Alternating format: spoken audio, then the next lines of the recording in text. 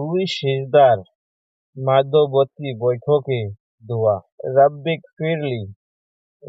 ফিরলি, হে আমার রব, আপনি আমাকে ক্ষমা করুন। হে আমার রব, আপনি আমাকে ক্ষমা করুন। আবু দাউদ 876, সহিহ ইবনে মাজাহ 1/148। আল্লাহুম্মা মাগফিরলি ওয়ারহামনি ওয়াহদিনি ওয়াজবুরনি ওয়াআফিনি।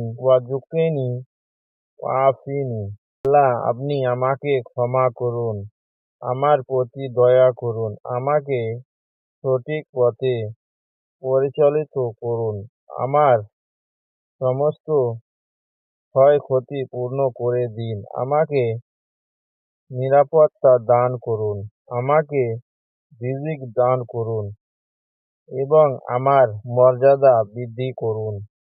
তিরমিজি।